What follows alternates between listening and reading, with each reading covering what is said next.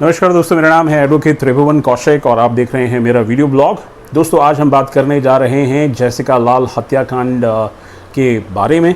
और क्योंकि जून 2020 को मनु शर्मा को तिहाड़ जेल से रिहा कर दिया गया है, तो किन ग्राउंड्स पे मनु शर्मा को जो है जेल से रिहा किया गया है उसके बारे में हम लोग डिटेल डिस्कशन करेंगे। दोस्तों, अगर अभी तक आप लोगों ने मेरा यूट्यूब चैनल सब्सक्राइब नहीं किया है तो आप मेरा यूट्यूब चैनल सब्सक्राइब करें, जिससे कि जो मैं वीडियोस बनाऊं वो आप तक पहुंचें। इसके लिए आपको बेल आइकन भी दबाना होगा। तो दोस्तों, आइए शुरू करते हैं। तो दोस्तों, बात है इस बहुत ही चर्चित हत्याकांड के बारे में जिसको कहा जाता है जेसिका लाल मर्डर केस। अब हुआ ये कि जो है फरवरी 2006 में नीचे का जो ट्रायल कोर्ट था उसने मनु शर्मा को जो है इस मुकदमे में बरी कर दिया। और जो एलिगेशंस थे वो क्या थे मनु शर्मा के ऊपर? मनु शर्मा के ऊपर जो है एलिगेशन थे जेसिका लाल, जो कि एक बारटेंडर थी, उनकी हत्या करने का उनके ऊपर आरोप था। और ये कहा गया था कि ट्रायल के दौरान मनु शर्मा के फादर, जिनका नाम है विनोद शर्मा, उन लोगों वो काफ़ी इन्फ्लुएंशियल थे, तो उनके दबाव के चलते जो है विटनेसेस को अपने हिसाब से ऑप्रेस किया गया था डिफेंस के द्वारा, और इस वजह से जो है मनु शर्मा को बरी कर दिया गया था। तो दोस्तों, मनु शर्मा को जब बरी कर दिया गया फरवरी 2006 में, तो अब क्या हुआ, हाई कोर्ट ने आनन फानन में जो है अपील की सुनवाई की और दिसंबर 2006 को मनु शर्मा को जो है लाइफ टाइम इम्प्रिजनमेंट की सज़ा दी। और इस सज़ा को जो है अप्रैल 2010 में ऑनरेबल सुप्रीम कोर्ट ने भी अपहेल्ड किया। तो ये थोड़ा सा एक छोटा सा बैकग्राउंड है। लोग ये कहते हैं कि इस मुकदमे में जो मनु शर्मा को जो सज़ा हो पाई वो इसी कारण हो पाई क्योंकि मीडिया ने जो है अपना एक एक्टिव रोल प्ले किया था, which was a good thing, and at the end of the day justice was served. दोस्तों, इस केस के बारे में आप लोगों को बहुत सारे फैक्ट्स पता हैं, तो मैं आप लोगों का टाइम वेस्ट नहीं करूंगा कि क्या हुआ, कैसे हुआ। अब सीधे तौर पे आ जाते हैं कि मनु शर्मा को जो है अब जून 2020 में रिलीज़ कर दिया गया है। तो ये किस हिसाब से मनु शर्मा को रिलीज़ किया गया है? क्योंकि जो सज़ा जो मनु शर्मा को थी वो थी लाइफ टाइम इम्प्रिजनमेंट की। तो आइए इसको ज़रा हम लोग समझ लेते हैं। तो दोस्तों, हुआ ये कि या फिर आप ये समझें कि होता ऐसा है कि जब आपको लाइफ टाइम इम्प्रिजनमेंट यानी कि आजीवन कारावास की जब आपको सज़ा हो जाती है, जब किसी को लाइफ टाइम इम्प्रिजनमेंट की सज़ा हो जाती है, तो आपको जेल भेज दिया जाता है, आप जेल में रहते हैं, and there is a saying that you become a state's property. अब एक जो दिल्ली प्रिजन्स हैं, या फिर मैं कहूँ जो हिंदुस्तान भर की जो प्रिजन्स हैं,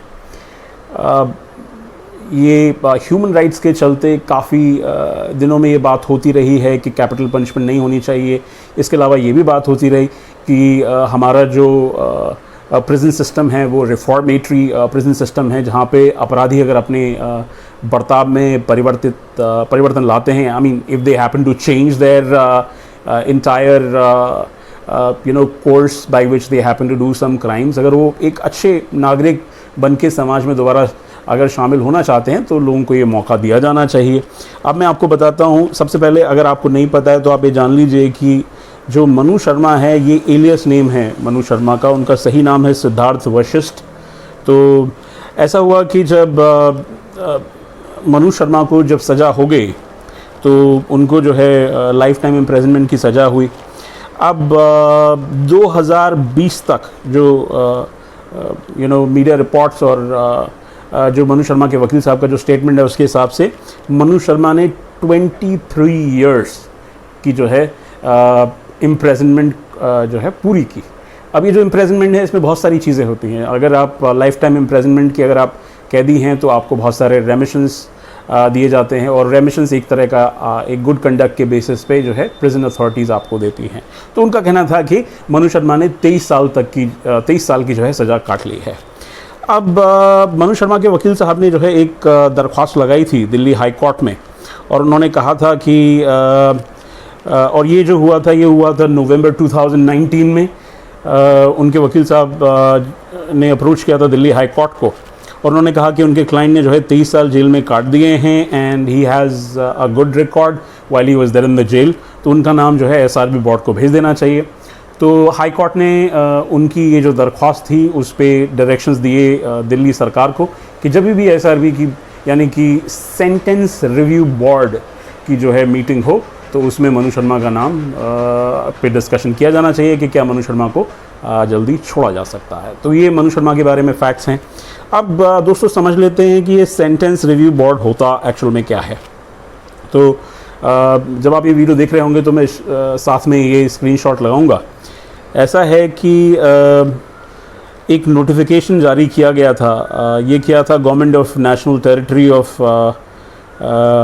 दिल्ली के होम डिपार्टमेंट ने, और ये नोटिफिकेशन है 2004 का। इसमें कहा गया था कि नेशनल ह्यूमन राइट्स कमीशन ने जो है दिल्ली सरकार को कहा कि आप जो है अपने यहाँ एक कोई इस तरह की जो है कोई एक मैकेनिज़्म क्रिएट करें जिसमें जो प्रिजनर्स हैं उनके गुड कंडक्ट के ऊपर उनको छोड़ा जाए। तो अब आप देखें ये जो सर्कुलर है ये है डेटेड 5 मार्च 2004। उसके हिसाब से जो है दिल्ली में सेंटेंस रिव्यू बोर्ड का गठन किया गया। इसमें कौन कौन होता है? इसमें minister in charge of prisons यानी कि प्रिजन्स के मंत्री, इसके अलावा प्रिंसिपल सेक्रेटरी होम जो कि दिल्ली सरकार के होते हैं, इसके अलावा law secretary, district and session जज दिल्ली के एक, और एक चीफ यानी कि चीफ प्रोबेशन ऑफिसर दिल्ली सरकार के, और जो है सीनियर पुलिस ऑफिसर जिसकी रैंक जो है जॉइंट कमिश्नर से कम नहीं होनी चाहिए, और डायरेक्टर जनरल प्रेजेंट। तो ये लोग जो है इस बोर्ड का जो है ये सारे लोग इस बोर्ड का हिस्सा होते हैं।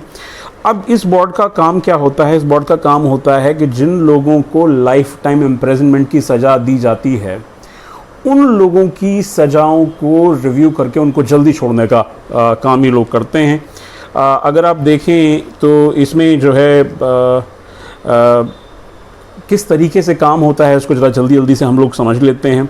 तो ऐसा है कि लाइफ टाइम की जो सज़ा होती है इसके ऊपर भी बहुत सारी भ्रांतियां हैं कि लाइफ टाइम का मतलब क्या होता है।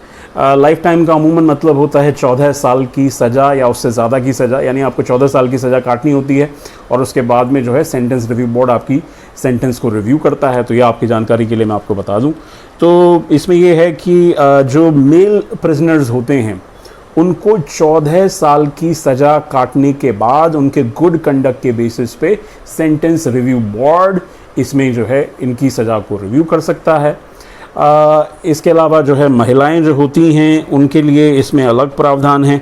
अगर आप इसमें महिलाओं के बारे में बात देखें तो महिलाओं को जो है 10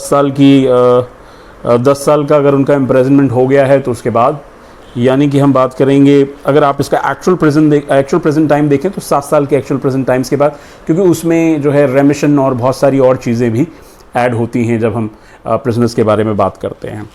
तो इसके अलावा अगर किसी व्यक्ति की जो है तबीयत बहुत ज़्यादा ख़राब है, उसका कोई क्रॉनिकल डिजीज़ है तो उसको भी जल्दी छोड़ा जा सकता है।